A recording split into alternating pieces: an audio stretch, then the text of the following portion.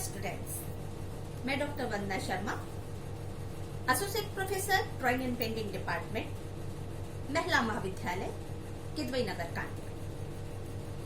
Students, आज जो lecture लेकर मैं उपस्थित हुई हूँ उसका टाइटल है आर्ट एंड एस्थेटिक्स, अर्थात कला और सौंदर्य। स्टूडेंट्स, इस लेक्चर के दो पार्ट हैं। इसके फर्स्ट पार्ट में कला के उद्भव, विकास एवं उसके इतिहास के संदर्भ में चर्चा की गई है, जिसमें प्रागैतिहासिक काल से लेकर के आधुनिक काल तक के कालखंडों की चर्चा है। इतिहास में कुछ कालखंड ऐसे भी हैं जब कला अवनति को प्राप्त हुई है। तो आइए लेक्चर के इस पार्ट में हम कला को समझने का प्रयास करते हैं। कला का भंडार अनंत सागर के समान है। आत्मानुभूति एवं अपने भावों, विचारों को विभिन्न माध्यमों से व्यक्त करना ही कला है। कला के बिना मानव को पशु के तुल्य समझा गया है। कहा भी गया है, साहित्य संगीत कला विहीना, साक्षात पशुपुच्छ विषाणहीना। अर्थात साहित्य, संगीत और कला के ज्ञान के बिना मनुष्य उस पशु के समान है जिसकी पूंछ और सींग नहीं होते।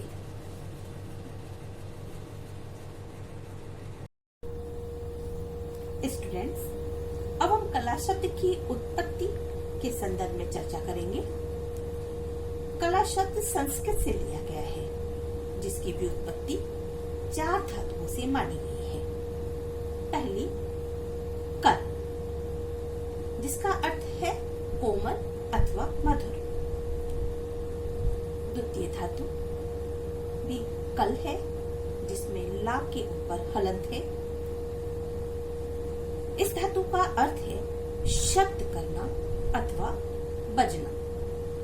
तृतीय धातु कड़ है, जिसका आशय मदमस्त करने से लिया जाता है। और अंतिम तथा चतुर्थ धातु कम, जिसमें का के ऊपर अंक की बिंदी लगी हुई है। इसका तात्पर्य आनंद करने से है।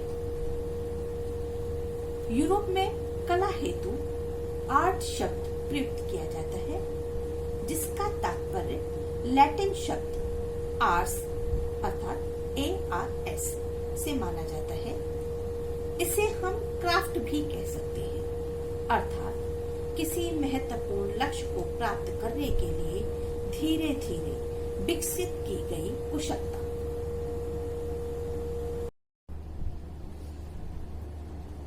भारतीय विचारधारा में अनेक विचारकों ने अपने अपने मत प्रस्तुत किए हैं।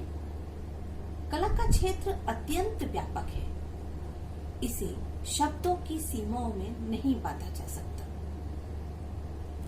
रविन्द्रनाथ ठाकुर जी ने लिखा है, जो सत्य है, जो शिव है और जो सुंदर है, वही कला है। अर्थात जिस कला का आधार सत्य में हो और प्रयोजन शिव में, यानी जो कला जनमानस के लिए कल्याणकारी हो, वही स्वरूप कला है। श्री जयशंकर प्रसाद जी लिखते हैं, ईश्वर की कर्तव्य शक्ति का संकुचित रूप जो हमको बोध करने के लिए मिलता है, वही कला है।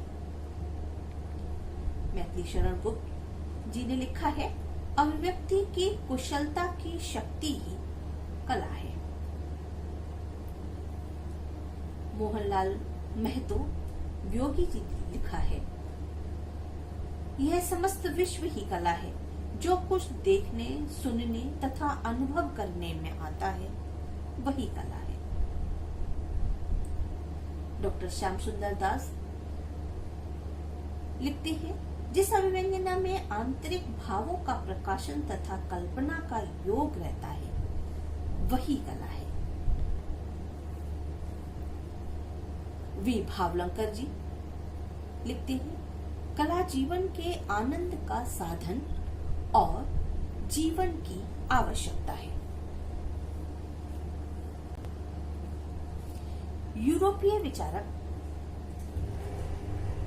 कला के संदर्भ में अनेक मत प्रस्तुत करते हुए लिखते हैं, जिनमें फ्राइड मनोवैज्ञानिक विचारक हैं। आपने लिखा है कि कला दमित वासनाओं की अभिव्यक्ति है, अर्थात जो व्यक्ति अपनी दबी हुई इच्छाओं को चित्रों के माध्यम से अभिव्यक्त करता है, जिन भावनाओं का अपने परिजन अथवा समाज के मध्य चित्रांकन नहीं कर पाता शब्दों के माध्यम से, वह रेखा एवं रंगों के माध्यम से अपने चित्रों में सहज ही अभिव्यक्त कर देता है। टॉलस्टॉय जी लिखते हैं, कला मनुष्य के अथाह एवं अनंत मन की सौंदर्यात्मक अभिव्यक्ति है। पीवी शैली जी लिखते हैं, art is the expression of imagination, अर्थात कला एक प्रकार की भाषा अथवा अभिव्यक्ति है। कला की अभिव्यक्ति करते हुए यह कदापि नहीं भूलना चाहिए कि उसमें कला का प्रयोग अनिवार्य रूप से रहता है, अर्थात यह कल्पना की अभिव्यक्ति है। अरस्तु जी लिखते हैं कि कला अनुकरणीय है। प्लेटो जी लिखते हैं कि कला अनुकृति की अनुकृति है, अर्थात ईश्वर द्वारा बनाई हुई सृष्टि जिसमें पेड़ पौधे फूल मनुष्य पशु पक्षी इन सभी को देखकर चित्रकार अपनी रचना करता है। इसलिए चित्रकार द्वारा बनाई हुई कृति अनुकृति की अनुकृति कहलाती है।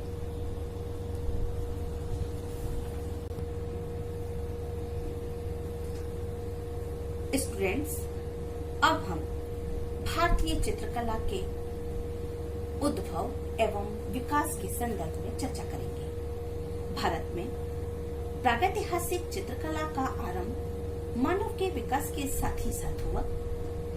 इसे चित्रकला की आरंभिक अवस्था कहा जाता है।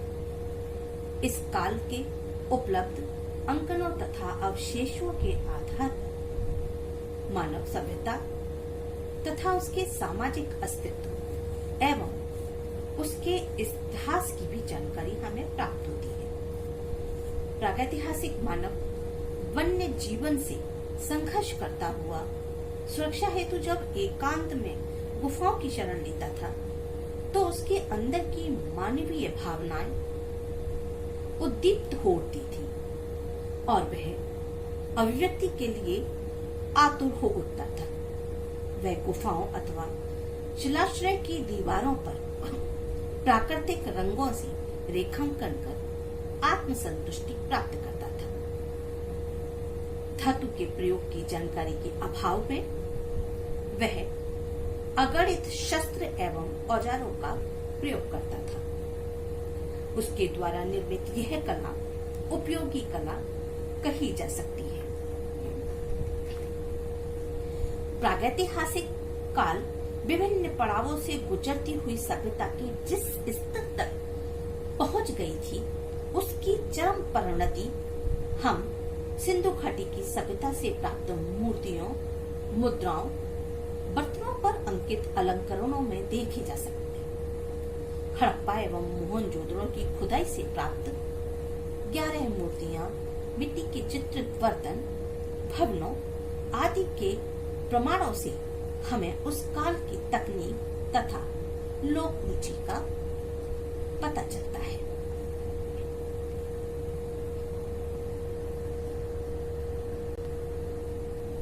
हड़प्पा और मोहनजोदड़ो से उपलब्ध बर्तनों, दफनाए गए शवों के साथ पात्रों, मिट्टी के बर्तनों, पत्थरों,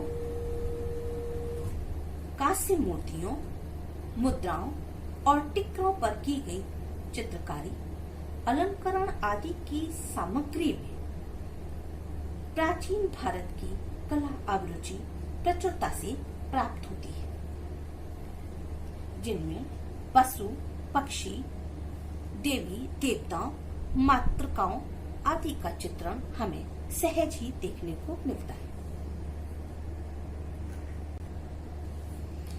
आदिकाल के पश्चात भारतीय चित्रकला का स्वर्ण युग कहलाने वाले बौद्ध काल में अजंता गुहा मंदिर की सर्वश्रेष्ठ रेखा रचनाएं देखने को मिलती हैं, जो चित्रकला का अद्वितीय उदाहरण है। इस काल में बौद्ध धर्म का प्रचार प्रसार प्राय संपूर्ण भारत में हो चुका था और जैन धर्मानुयायियों ने इन ग्रंथों के मध्य अच्छे चित्रों का अंकन कर इस युग की कला को बौद्ध काल की चित्रकला के नाम से संबोधित किया। बौद्ध कलाकारों ने भारतीय चित्रकला को संपूर्ण एशिया में फैलाया। भारतीय चित्रकला के गौरवपूर्ण इतिहास का आरंभ अजंता के भित्ति चित्रों से ही माना जाता है। अजंता के भित्ति चित्र, जिन्हें भारत की श्रेष्ठ कला धरोहर कहा जाता है, विश्व में अद्वितीय मानी गई है। अजंता की गुफाओं का संपूर्ण कला विस्तार महात्मा बुद्ध के जीवन की घटनाओं तथा जातक कथाओं पर आधारित है। देवी देवताओं, गंधर्व, किन्नर, यक्ष, यक्षिणी, अप्सरा, विद्याधर आदि का अलंकारिक चित्रण यहाँ की अपूर्व चित्रण क्षमता को प्रदर्शित करता है। यहाँ पर मानवाकृतियों में राजा, रानी, दास, दासी, बालक, भिखारी, वृद्ध, युवा सभी का चित्रांकन इतना मनोहारी हुआ है कि देखते ही बनता है। अजंता के पश्चात लघु चित्रों को महत्व प्रदान करने वाली मध्यकालीन कला पोथियों की चित्रकला भी कहलाई तथा यह काल सांस्कृतिक उथल पतन का काल था, जबकि यहाँ की कला धारा कभी तेज तो कभी धीमी होकर बही। आर्यों के आवागमन से पूर्व यह चित्रकला विकसित रूप में विद्यमान थी तथा द्रविड़ आदिवासी चित्रकला में प्रवीण थी। 10वीं से 15वीं शताब्दी तक भारतीय चित्रकला को जीवित रखने का श्रेय पाल, जैन, गुजराती शैली को दिया जाता है।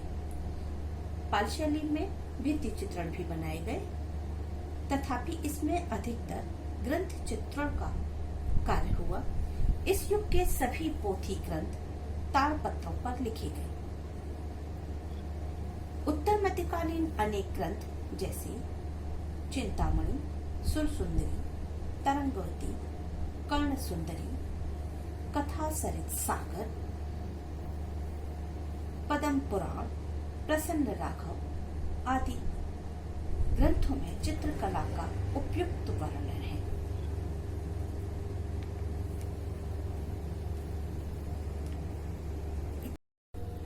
इस शैली में प्रारंभिक कलर्स का प्रयोग किया गया है। मानवाकृतियों में सरलता के स्थान पर कोणीय प्रभाव देखने को मिलता है।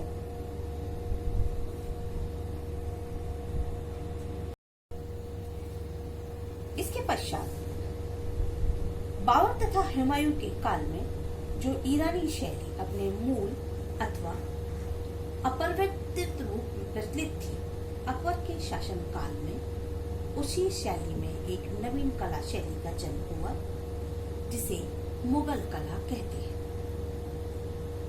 शाहजहां बाबर से लेकर औरंगजेब तक कला को शासन में प्रतिष्ठा, लोकप्रियता तथा जनसंपर्क के एक शक्तिशाली माध्यम के रूप में स्वीकार किया गया। मुगल चित्रकला के माध्यम से एक ओर देश को सामाजिक, धार्मिक तथा सांस्कृतिक एक सूत्रता की पृष्ठभूमि मिली, तो दूसरी ओर यहाँ की कला ने निर्माण, विकास तथा बाहरी कला शैलियों के समन्वय का अवसर दिया। इस कला शैली में पशु, पक्षी, मानव, प्रकृति आदि का सुंदर सामंजस्य तथा विभिन्न विषयों के माध्यम से आकर्षक रंगों में प्रस्तुत किया गया।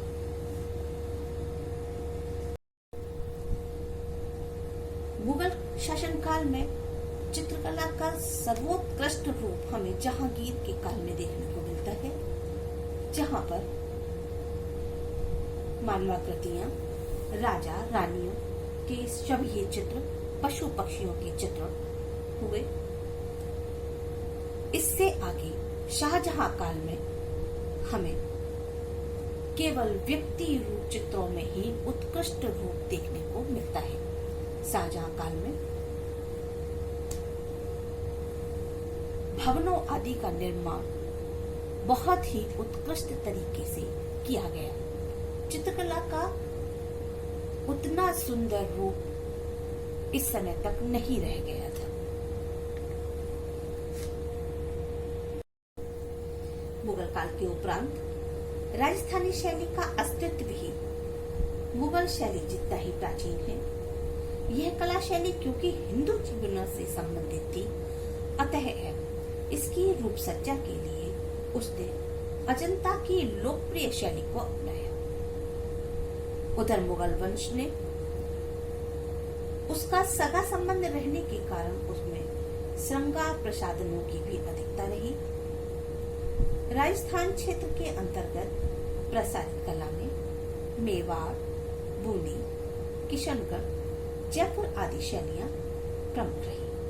राजस्थानी चित्रकला को हम पारंपरिक चित्रकला भी कहते हैं, क्योंकि राजस्थानी चित्रों का मूल स्रोत लोक चित्रकला अथवा प्राचीन सभ्यता से विकसित अपभ्रंश शैली थी। इस कारण इस शैली में पूर्णतः भारतीय भित्ति चित्रण की अलंकारिक परंपरा दिखाई पड़ती है। राजस्थानी चित्रकला का पुनरुत्थान मेवाड़ शैली में हुआ। राजपूत राजाओं ने कला तथा संगीत के प्रति अत्यधिक प्रेम प्रकट कर चित्रकारों तथा संगीतकारों को अपने राज दरबार में संरक्षण प्रदान किया। इस शैली का संबंध एक विशेष जाति से था, फलतः अन्य केंद्रों से यह कला अछूती सी रही। इस शैली में चित्रण का मुख्य विषय रागमाला रहा।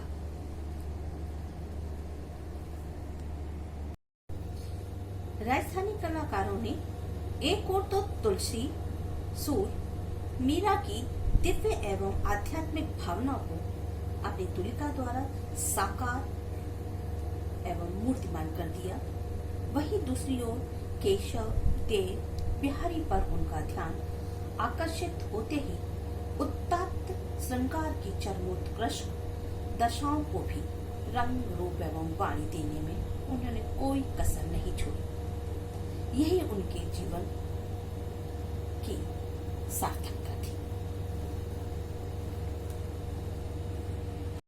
अब हम पहाड़ी चित्रकला के अंतर्गत बसोली, चंबा, गुलेर, कांगड़ा शैली के संदर्भ में चर्चा करेंगे। जब राजस्थानी शैली का पतन हुआ तब पहाड़ी शैली का शैशव काल आरंभ हो चुका था। पहाड़ी चित्रों का निर्माण काल 18वीं शताब्दी से माना जाता है। इस शैली ने लगभग 50 वर्ष के उपरांत अपना यौवन प्राप्त किया। पहाड़ी शैलियों का विकास मुगल काल से हुआ। यह मुगल प्रभावशाली सूक्ष्म चित्रकला का अत्यधिक विकसित, परिमार्जित एवं सुंदर रूप प्रस्तुत करती है। पहाड़ी रियासतों के सहृदय कला प्रेमी शासकों ने राष्ट्र की सांस्कृतिक चेतना में एक उत्कृष्ट अध्याय जोड़ा, जिसमें कांगड़ा के महाराजा संसार चंद विश्व प्रसिद्ध राजा कहलाए। पहाड़ी शैली जो मुगल, कश्मीरी तथा राजस्थानी शैलियों के सहयोग से बनी, इसमें कलाकारों ने चमत्कारिक ढंग से कार्य करते हुए यथार्थवादी दृष्टिकोण एवं भावना से परिपूर्ण चित्रांकन किया। इस शैली के चित्रकारों ने इसे अजंता के उपरांत निर्मित होने वाली श्रेष्ठ शैली का स्थान प्राप्त कराया। यहाँ के चित्रकारों की अतुलनीय विशेषता यह रही कि उन्होंने जिस विषय को भी स्पर्श किया उसमें चार चांद लगा दिए। दैनिक जीवन से संबंधित छोटे छोटे प्रसंगों के अतिरिक्त पौराणिक, ऐतिहासिक, धार्मिक एवं काव्यमय आदि सभी विषयों पर पहाड़ी चित्रकारों ने अनेक उत्कृष्ट चित्र बनाए।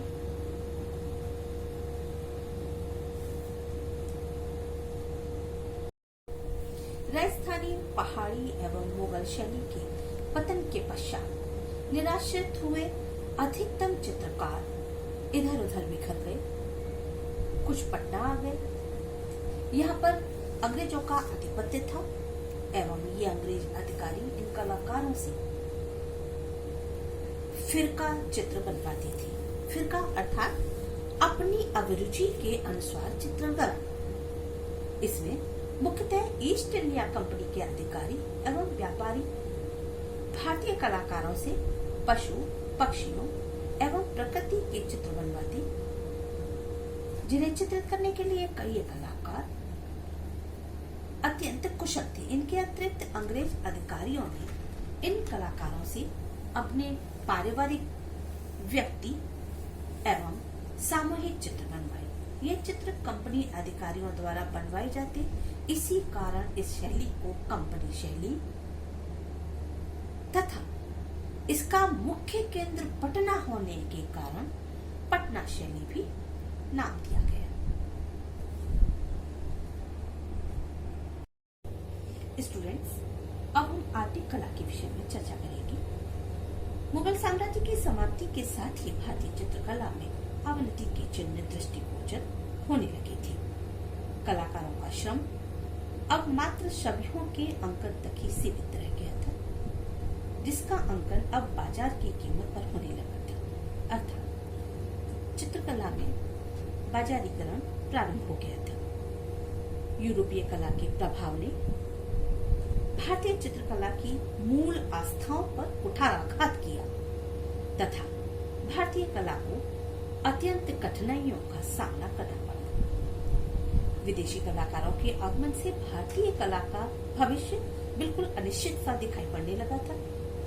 ये कलाकार धन कमाने की लालसा हेतु तेल रंगों के माध्यम से राजाओं, नवाबों के बड़े बड़े व्यक्ति चित्र बनाते थे, जिसकी मांग देश के धनी वर्ग, राजाओं तथा नवाबों आदि में इतनी बढ़ी कि भारत की रूढ़िवादी परंपरागत चित्रकला की बाजारू शैली का भी पतन हो गया। ऐसे समय में देश की कला के विषय में सोचना कठिन कार्य था। यह स्थिति बहुत दिनों तक चलने वाली तो थी नहीं। यह धारा पाश्चात्य कला की थी, जिससे प्रेरणा लेकर अनेक भारतीय चित्रकारों ने भारत में पाश्चात्य कला में निपुण हो भारतीय चित्रकला को आगे की ओर अग्रसर किया। इस श्रेणी में आने वाले कलाकारों में राजा रवि वर्मा ऐसे प्रथम चित्रकार थे जिन्होंने यूरोपीय कला पद्धति को अपनाकर भारतीय कला धारा को नवजीवन प्रदान किया।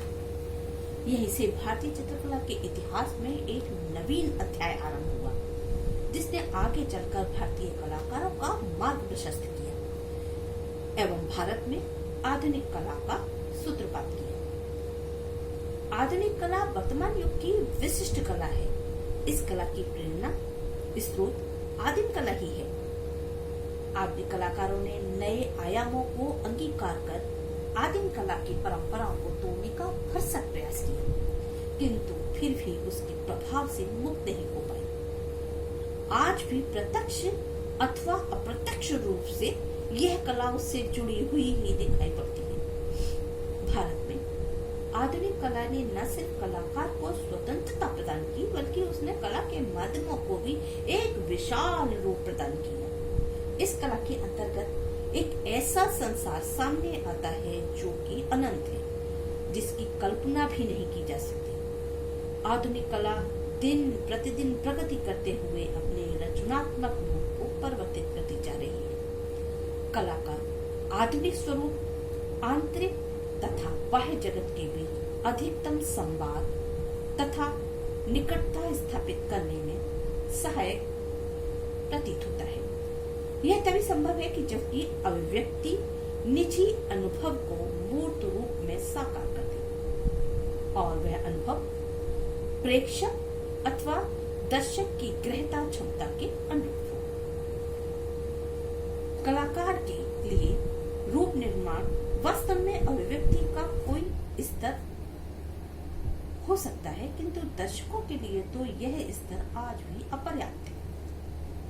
आज की कलाकृतियों में वस्तु निरपेक्षता बढ़ रही है, उसमें सूक्ष्मता या अरूपता की बारसी आ गई है, जिसका आरंभ पेरिस से हुआ और वहां आज इसका स्वर्ण युग है। भारत में इस शैली के जन्मदाता रविन्द्रनाथ ठाकुर थे।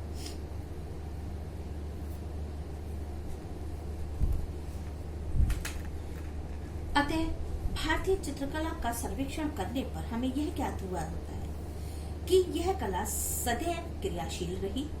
प्रागैतिहासिक काल से लेकर वर्तमान स्वरूप तक यह कला निरंतर प्रगति करती रही। प्रत्येक युग में कला क्षेत्र में नवीन नवीन प्रयोग होते रहे, जिसने नई नई विधाएं उत्पन्न हुई। सहस्त्रों वर्ष पूर्व उत्पन्न होने वाली यह कलाधारा जब से बहना प्रारंभ हुई तब से लेकर के आज तक निरंतर बहती जा रही है। साथ ही चित्रकला के संसार को नवी ताजगी एवं उत्साह से ओत-प्रोत करती हुई नजर आ रही है। तो छात्राओं, यह व्याख्यान चित्रकला के ऊपर था, जिसने आपने धैर्यतापूर्वक सुना। आप सभी को मेरा धन्यवाद।